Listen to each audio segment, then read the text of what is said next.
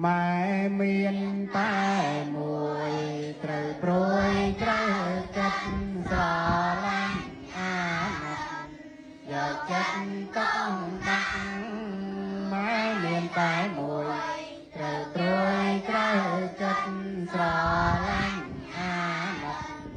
យកចិត្តតង់ដាក់មើលថែ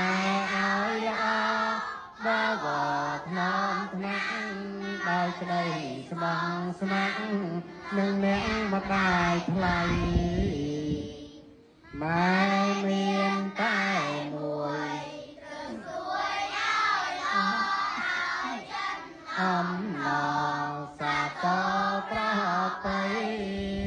ម៉ែមានតែមួយលើកទួយឲ្យល្អដោយចិត្តអំណរសាទរប្រពៃហងស្គងសៃមងហារតី